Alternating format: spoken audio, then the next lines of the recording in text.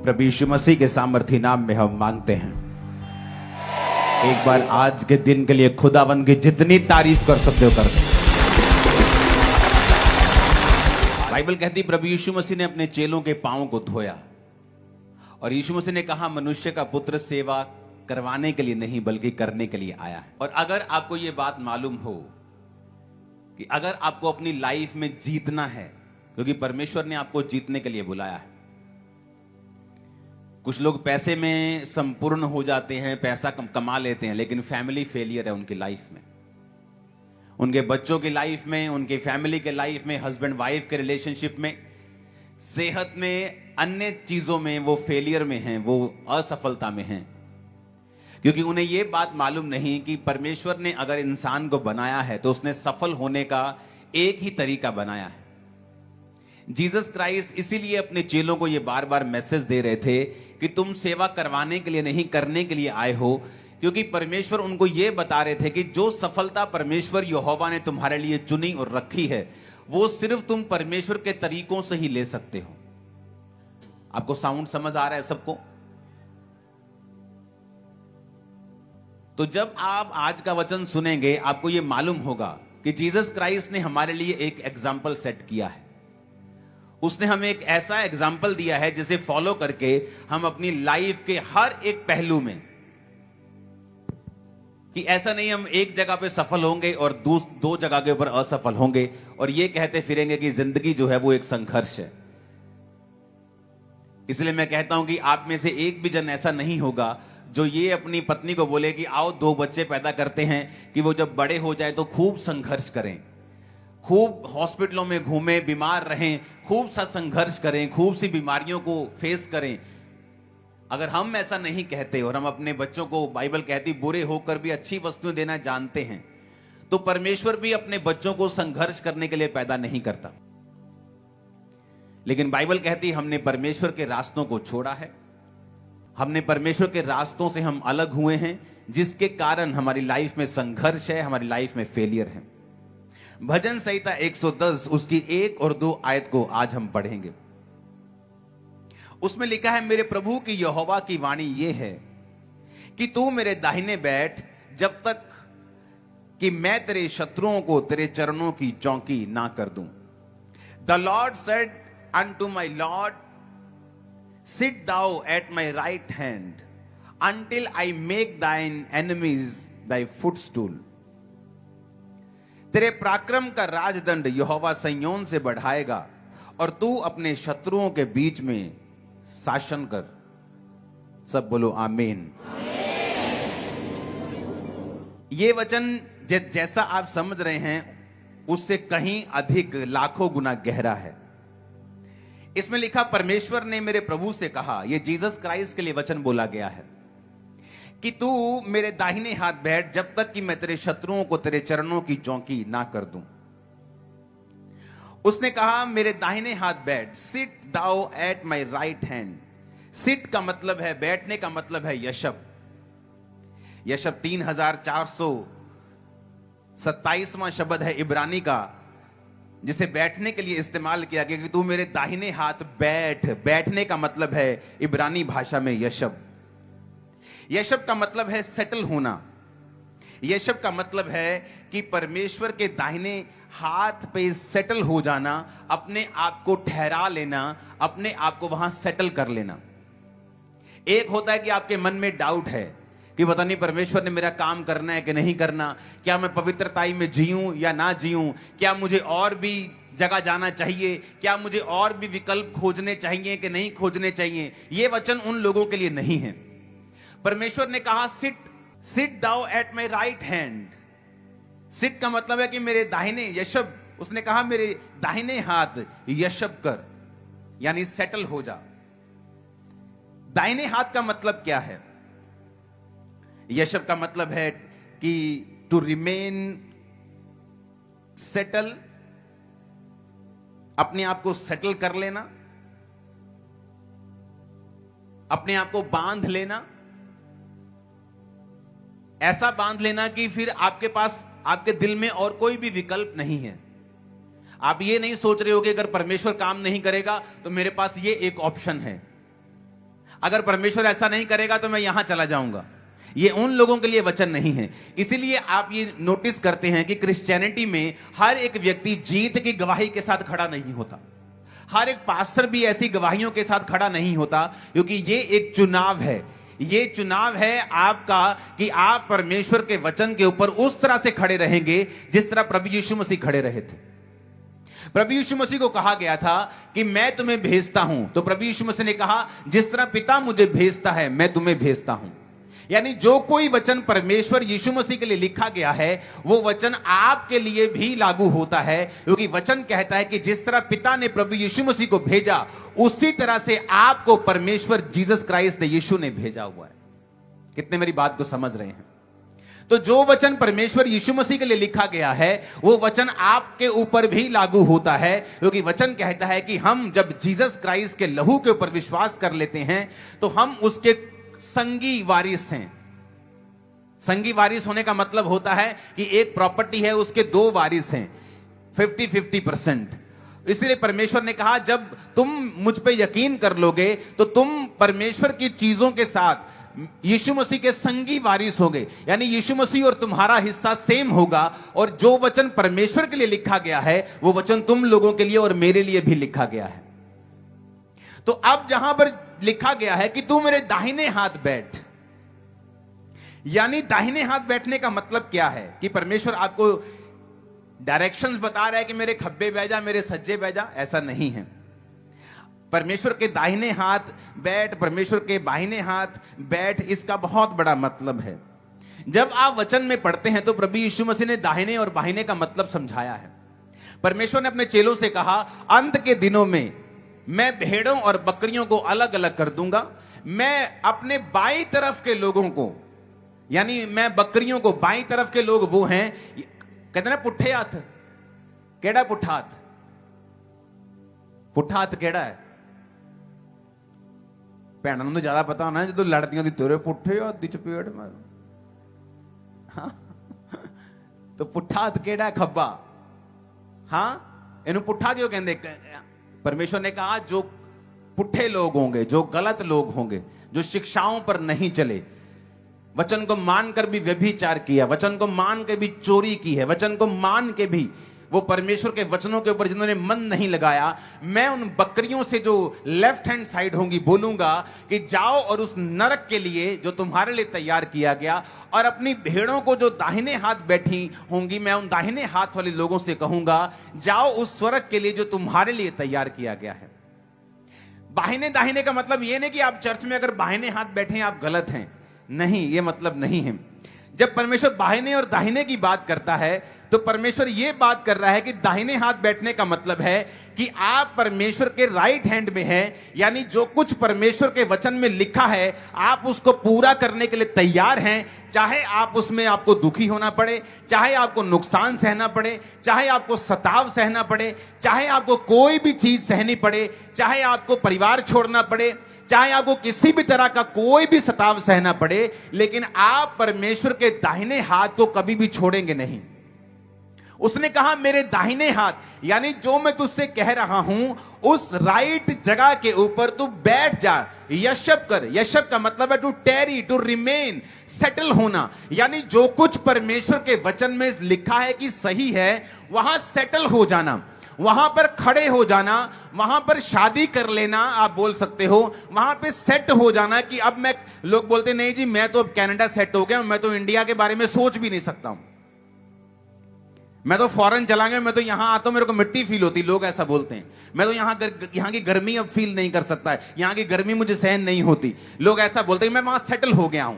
तो परमेश्वर ने कहा मेरे दाहिने हाथ अगर तू सेटल हो जाए, क्यों सेटल हो जाए? जब तक मैं तेरे शत्रुओं को तेरे चरणों की चौकी ना कर दूं। वो शत्रु आपकी बीमारी हो सकता है, वो शत्रु वो श्राप हो सकता है जो पीढ़ियों दर पीढ़ी आपका पीछा करता है। आपकी नानी आपके नाना के साथ लड़ती रही, कभी डाइवोर्स हो गया, कभी डाइवोर्स होने तक बात हो गई, आपकी मम्मी की लाइफ में ये कर्स रहा। अब बेटी बहुत सुंदर है, पढ़ी लिखी है, पर उसकी लाइफ में सेम कर्स फॉलो कर रहा है, वो भी एक शत्रु है, बीमारी एक शत्रु है, डर एक शत्रु है। परमेश्वर ने कहा अगर तू मेरे दाहिने हाथ सेटल हो जाएगा, सेटल होने का मतलब कि तू सोचेगा नहीं, तेरे दिमाग में दो चित्ता नहीं तू होगा कि मैं बैठूं, मैं पवित्रताई में चलूं या मैं अपने हिसाब से। अगर ऐसा दिमाग तेरा नहीं है, तू सेटल हो चुका है कि मैं बपतिस्मा लूं कि ना लूं, अभी मैं देख लेता हूं, अभी देखता हूं कि परमेश्वर क्या करता है, अब मैं कुछ और सुन लेता हूं। परमेश्वर ने कहा ऐसे लोग नहीं जो सेटल हो चुके हैं, उन्होंने अपने आप को सेटल कर लिया कि मैं परमेश्वर के दाहिने हाथ पे यशब यानी जो कुर्सी विश्वासी की परमेश्वर मुझे सौंपेगा, अब मैं उसे छोड़ूंगा नहीं। परमेश्वर ने कहा अगर तेरा विचार ऐसा बन चुका है तो तू मेरे दाहिने हाथ बैठ, जब तक मैं तेरे शत्रुओं को तेरे चरणों की चौकी ना कर दूं। तुम्हारी बीमारी तुम्हारे पांव के नीचे होगी, तुम्हारा डर तुम्हारे पांव के, और वो उसका सही प्लेस है, और वही उसका सही प्लेस है। मैंने कहा जब तक राजा यहोवा के अधीन रहते थे, उनके शत्रु उनके पांव के नीचे रहते थे। जब वो यहोवा से मुख फेर लेते थे और व्यभिचार में और अपने अलग अलग देवताओं की उपासना में चले जाते थे, तो वचन कहता है कि शत्रुओं का जो पैर था वो उनके सिरों के ऊपर आता था, जबकि शत्रुओं के सिर के ऊपर उनका पैर होना चाहिए था। क्यों? क्योंकि वचन पूरा होता है। जब आप भजन संहिता 106 और उसकी 41 आयत में पढ़ते हैं, तब लिखा, तब उसने उनको अन्य जातियों के वश में कर दिया और उनके बैरियों ने उन पर प्रभुता की, उनके शत्रुओं ने उन पर अंधेर किया और वे उनके हाथ तले दब गए। ये तब की बात है जब इजरायली परमेश्वर के विरुद्ध हो गए, तो बाइबल कहती परमेश्वर ने उन्हें अन्य जातियों के वश में कर दिया।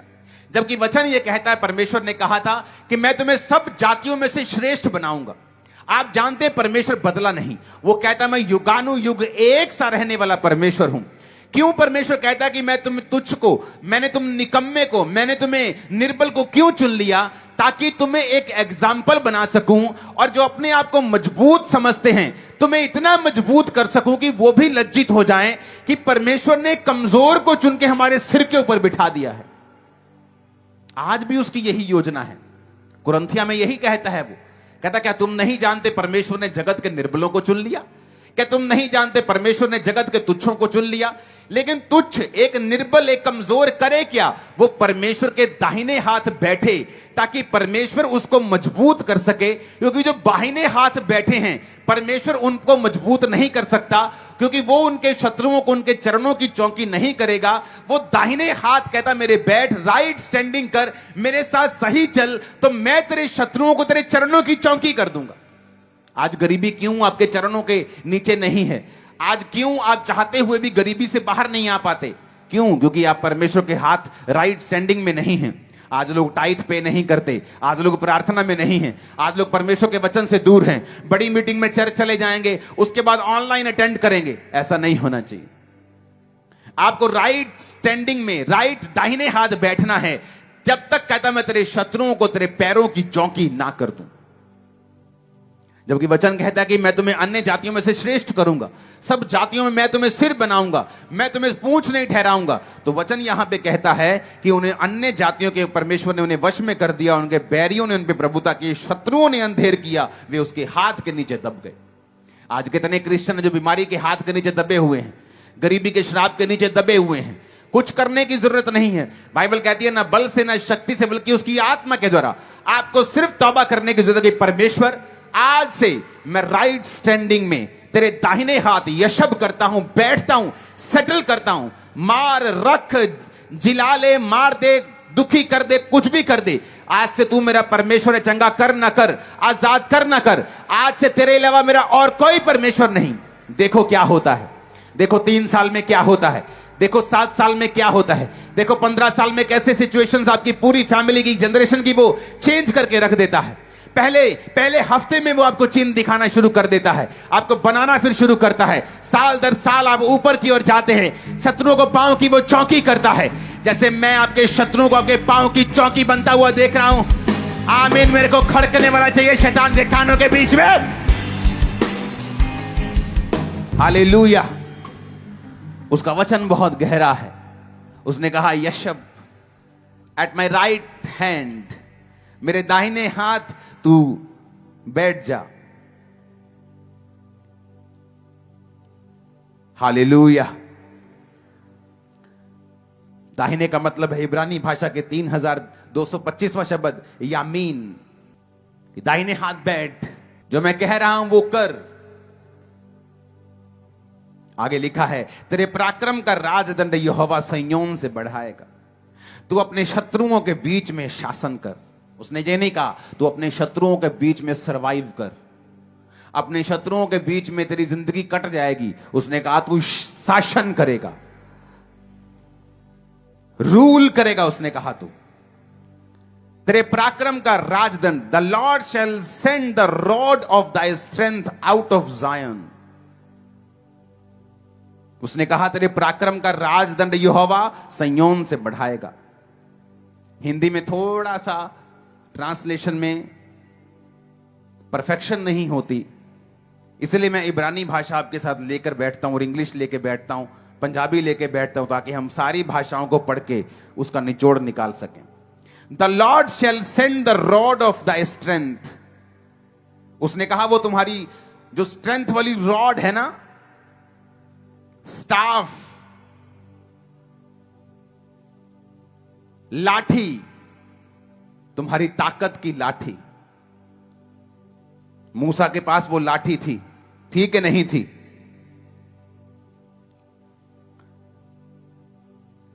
स्ट्रेंथ का मतलब मैजेस्टी भी होता है इब्रानी भाषा में,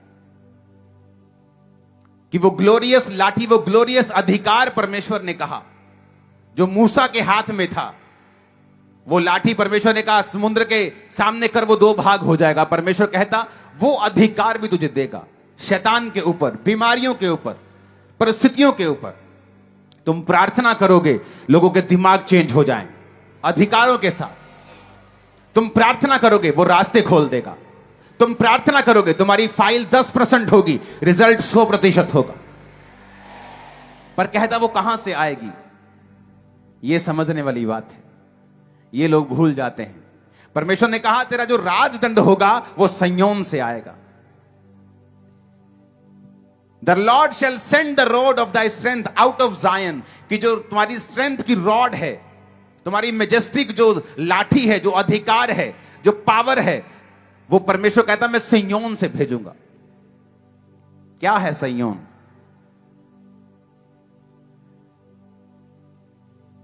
सिय्योन एक जगह का नाम है जो यरूशलेम में है। तो क्या परमेश्वर उस यरूशलेम के पहाड़ की बात कर रहा है? नहीं, बाइबल में हर एक चीज का एक आत्मिक मतलब है। उस फोटो को देखें आपकी स्क्रीन के ऊपर, जहां पर जायन का मतलब मैंने एक निकाल के आपके लिए रखा है। देखा, the name Zion is often used to describe a place appointed by the Lord where his followers can live and serve God. शारीरिक रीति में कहता है कि जो सिय्योन जगह है वो तो यरूशलेम में है, शारीरिक रूप में एक पहाड़ के ऊपर है। लेकिन परमेश्वर यहां पर आपको कह रहा है कि मैं तेरा जो रॉड है, तेरी अधिकारों की जो लाठी है, मैं तुम्हें सिय्योन से भेजूंगा। तो वो उस पहाड़ की बात नहीं कर रहा है, वो एक आत्मिक क्षेत्र की बात कर रहा है। जो ये एक वचन कहता है कि सिय्योन एक ऐसा प्लेस है जो परमेश्वर ने ठहराया है, जहां पर उसके फॉलोअर्स रहते हैं और सर्व गॉड, वो उसकी सेवा करते हैं। कि सिय्योन को परमेश्वर ने पवित्रताई का नगर और शरण नगर भी बोला है। तो सिय्योन का मतलब यह है एक ऐसा स्थान जहां पर एक विश्वासी रहता है, एक ऐसा स्थान जहां पर वो परमेश्वर की सेवा करता है। यह एक आत्मिक क्षेत्र है, एक आत्मिक सिय्योन की परमेश्वर बात कर रहा है। जब आप फैसला करते हैं कि आज से मैं परमेश्वर के दाहिने हाथ बैठूंगा, या तो आप दाहिने हाथ बैठेंगे या दाहिने बैठेंगे, बीच में नहीं बैठ सकते, बीच में परमेश्वर है। या तो आप शैतान की ओर हैं या तो आप परमेश्वर की ओर हैं, या तो गलत है या सही है, न्यूट्रल नहीं हो सकते तुम। या तो तुम शैतान की सेवा कर रहे हो तो या परमेश्वर की कर रहे हो, या तो शैतान की बात मान रहे हो या परमेश्वर की मान रहे हो, तुम बीच में नहीं हो, बीच में परमेश्वर है। या तो इधर हो या इधर हो। तो परमेश्वर ने क्या कहा? परमेश्वर ने कहा अगर तुम दाहिने हाथ बैठे हो, अगर तुम राइट स्टैंडिंग में हो, तुम वही कर रहे हो जो मैं तुम्हें कह रहा हूं, और तुम दाहिने हाथ में सेटल हो चुके हो। ये नहीं कि तुम टेम्परेरी वहां पे आए और देख रहे हो, मन तुम्हारा अभी भी विचलित है, मैं प्रेयर करूं कि ना करूं, मैं पवित्रताई में चलूं कि ना चलूं, मैं यहोवा के वचन पे चलूं ना चलूं, मेरा एमएलए क्या कहेगा, मेरा सरपंच क्या कहेगा, मेरी भुआ क्या कहेगी। अगर आप सेटल नहीं हुए उस जगह के ऊपर, तो ये वचन फिर आपके लिए नहीं है। परमेश्वर ने कहा जो दाहिने हाथ सेटल हो चुके हैं, मन बना लिया कि जीऊं मरूं खाऊं पीऊं कैसे भी खुदा रखे, मैं यहीं अब सेटल हो चुका हूं, मैं उसके वचन को पूरा करना नहीं छोड़ूंगा, कोई मेरी तलवार भी रख देगा तो मैं फिर परमेश्वर का ही हूं। अगर तुम इस तरह के बन चुके हो तो परमेश्वर ने कहा वो तुम्हारे शत्रुओं को क्या करेगा, तुम्हारे पांवों की चौकी कर देगा। और सेकंड कहा फिर जब तुम राइट जगह पे आ जाओगे, अपने आप को सेटल कर लोगे, फिर क्या होगा। फिर कहता कि जब तुम एक जगह सेटल, आत्मा में सेटल हो जाते हो, जैसे मैं आत्मा में अगर सेटल हो गया, मैंने अपना मन बना लिया कि मैं पवित्रताई में, मैं प्रार्थना में चलूंगा, मैं फास्टिंग करूंगा, मैं डरूंगा नहीं, मैं घबराऊंगा नहीं। 2007-6 में बहुत विरोध होता था रिश्तेदारों के द्वारा, हर बंदा विरोध करता था। तो क्या फैसला किया कि नहीं, मैं खुदा के साथ राइट स्टैंडिंग छोड़ूंगा नहीं, मैं खुदा के साथ ही रहना छोड़ूंगा नहीं, मैं उसी के साथ साथ रहूंगा, मैं परमेश्वर के साथ ही खड़ा रहूंगा। आप नहीं जानते एक विश्वासी को बड़ी अजीब परिस्थिति को सामना करना पड़ता है। 2007 में जब ये मैंने सेवा स्टार्ट करनी थी तो बहुत से पास्टर्स मेरे खिलाफ थे। उन्होंने एक कमेटी बिठाई कि इसको बुलाओ और इसको एम्बैरेस करने के लिए। जब मुझे बुलाया गया वहां पे तो उन्होंने कहा आओ जी आपसे बात करनी है। तो मुझे इस तरह से लिया जाता जैसे मैं कोई गुनाहगार होता हूं। तो मैं मन में सोचता कि जब मैं गुनाहगार था, जब मैं ईसाइयों का विरोध करता था, शराब पीता था, पाप करता था, तब तो मैं लोगों के लिए अच्छा था। अब जब मैं पाप छोड़ के बपतिस्मा ले लिया, नशे छोड़ दिए और मैं सेवा कर रहा हूं, बिना किसी लालच के कर रहा हूं, कोई गलत काम नहीं, कोई व्यभिचार नहीं, 6-6, 8-8 घंटे मेरी प्रार्थना होती थी। तो ये क्या नॉनसेंस है कि आज हो जी तुमसे बात करनी। तो मैं बड़ा कई बार खिंचता भी था स्पिरिट में, लेकिन वचन पूरा होता है।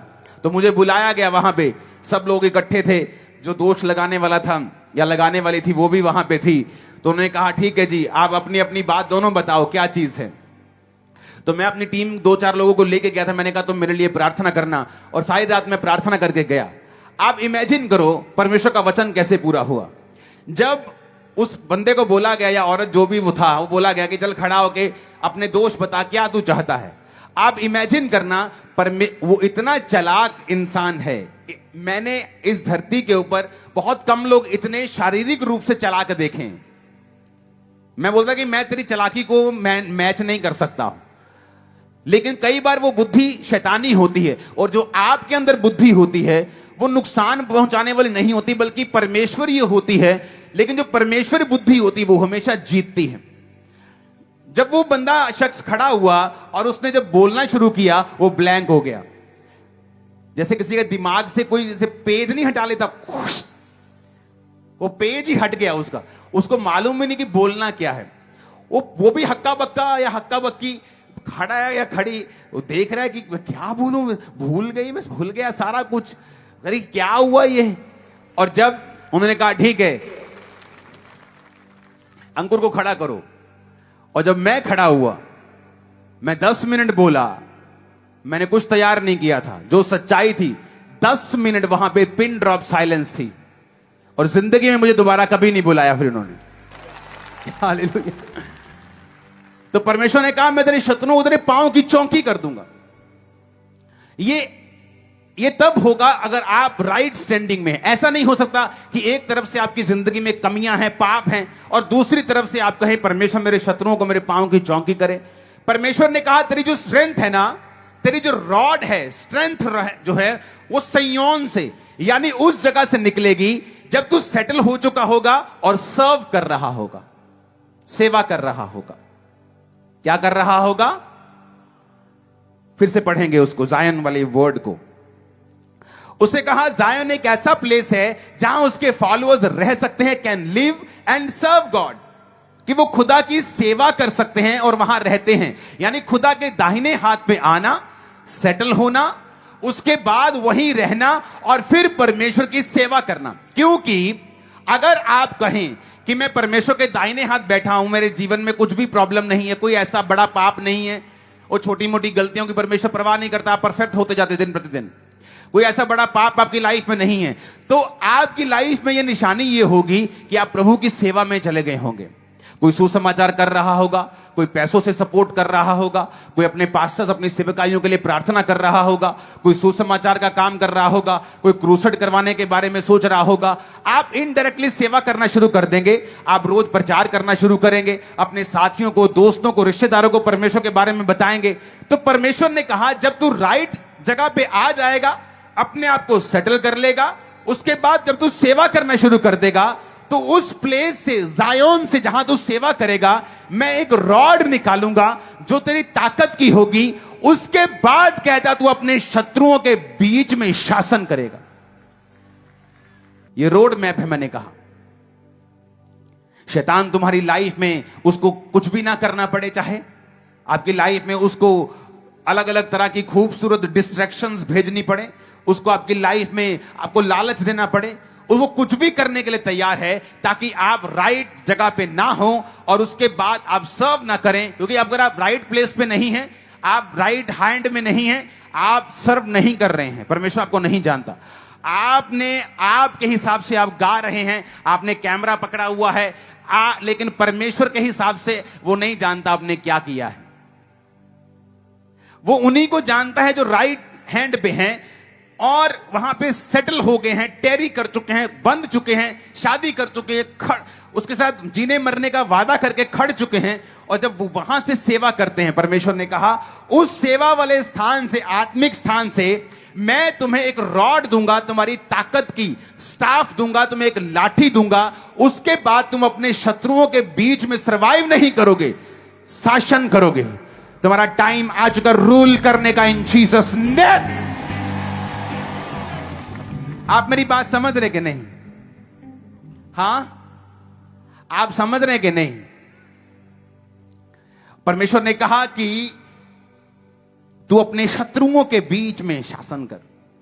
मेरे प्रभु से यहोवा की वाणी यह है, तू मेरे दाहिने हाथ बैठ जब तक कि मैं तेरे शत्रुओं को तेरे चरणों की चौकी ना बना दूं, कर दूं। तेरे पराक्रम का राजदंड यहोवा सयोन से बढ़ाएगा और तू अपने शत्रुओं के बीच में शासन कर। The Lord shall send the rod of thy strength out of Zion, कि वो जायन से, सयोन से उस रॉड को भेजेगा जिससे तू अपने शत्रुओं के बीच में शासन कर सकेगा। हमारा शत्रु कोई पार्टी नहीं है, आरएसएस, बीजेपी, कांग्रेस, ये हमारे शत्रु नहीं है। ये विरोध भी करे तब भी शत्रु नहीं, शैतान हमारा शत्रु है। बीमारियां, वो चीजें जो आपको प्रभु में जाने से रोकती हैं, हर वो व्यक्ति भी हो सकता है जो आपको उस डेस्टिनी को पूरा करने से रोकता है जिसके लिए आप पैदा हुए हैं। परमेश्वर ने कहा तू शासन करेगा, सरवाइव नहीं करेगा, तू रूल करेगा इन जीसस ने। और ऐसी लाइफ देने के लिए परमेश्वर ने आपको बुलाया है। आप ऑटोमेटिकली चरणों की चौकी के इस वायदे से और राजदंड से और शत्रुओं के बीच में शासन करने से परे हो जाते हैं जब आप दाहिने हाथ को छोड़कर बाहिने हाथ में चले जाते हैं। आपके गले में फिर मोटा सा क्रॉस आपको बचा नहीं सकता, आपका आमीन हालेलुया बोला आपको बचा नहीं सकता, क्योंकि आपने उसके वचन को ब्रेक कर दिया है और तोड़ दिया है। परमेश्वर कहता है कि मैं अपने नाम से भी अधिक बड़ा महत्व मैं अपने वचन को देता हूं। अगर तुमने मेरे वचन को तोड़ दिया, तुमने मुझको तोड़ दिया। इसलिए जीसस क्राइस्ट के जितना खुश यहोवा को कोई नहीं कर सका, क्योंकि वचन कहता है कि जीसस क्राइस्ट ने वचनों से कभी भी गद्दारी नहीं की, वो वचनों को कंप्लीट करते रहे, पूरा करते रहे। अब आपने देखना है कि मैं वचन पे चलना चाहता हूं कि नहीं। बाइबल स्टडी करें, रोज वचन को सुने, वचन को पढ़ें, उसकी प्रेजेंस में बने रहें, क्योंकि ये आपकी हेल्प करेगी पापों से बाहर आने के लिए। गलती करने के बाद खुदा की प्रेजेंस छोड़ देने से आप ओवरकम नहीं कर पाएंगे। अगर आप कमजोरी में भी हैं, आत्मिक किसी तरह की दुविधा में भी हैं, उसकी प्रेजेंस में बने रहें। पवित्र आत्मा आपको छुड़ा लेगा, उसका वचन एक दिन आपको छू जाएगा और आप फैसला जब कर लेंगे, ठीक है आज से मैं राइट हैंड पे ही खड़ा रहूंगा। फिर कहता शत्रुओं को तेरे पांव की चौकी तू नहीं करेगा, कौन करेगा? तेरा बाप करेगा, वह करूंगा, उसने कहा। हालेलुया। कहता फिर मैं करूंगा, तुझे कुछ करने की जरूरत नहीं, तू अपने शत्रुओं के बीच में शासन कर। एक बार ऊंचा हालेलुया बोलो जरा। आमीन। ऊंची आवाज में आमीन बोलो। अपने पड़ोसी को बोलो, बोलो दाहिने हाथ बैठ, बोलो सही सही हो जा। अगर शत्रुओं के ऊपर फतह पाना चाहता है तो, अगर उन्हें चरणों की चौकी बनता देखना चाहता है तो, अगर उनके बीच में शासन करना चाहता है तो, हालेलुया हालेलुया। आप तैयार हैं? यह सुनाई नहीं होगा, तैयार हैं आप उसके वचन पे खड़े होने के लिए? मैं आपको परमेश्वर का हृदय बता सकता हूं। जैसे कोई बच्चा हो और अपने बाप को बोले कि मुझे एक गेम चाहिए या मुझे ये खिलौना चाहिए। सुबह उसका बाप घर से निकल पड़ा और शाम को एक फोन आता है उस बच्चे को कि मैंने तेरा खिलौना ले लिया है।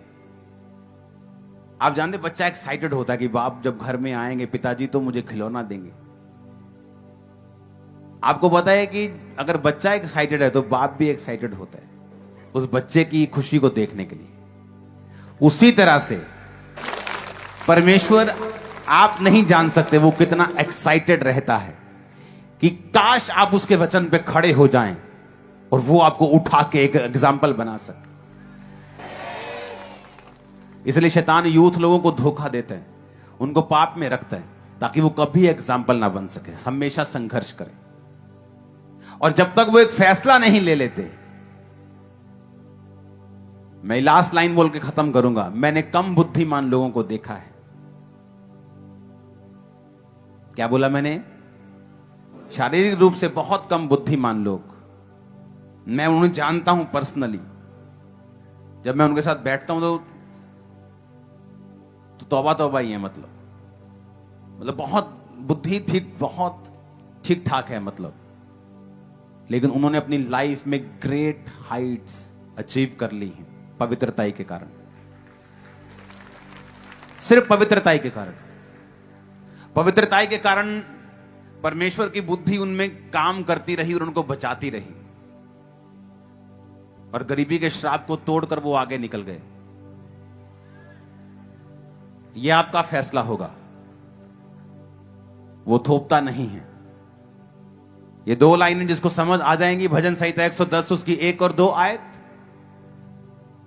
ये एक रोड मैप है हमेशा विक्टोरियस लाइफ जीने का। God bless you all. अपने हाथों को उठाओ।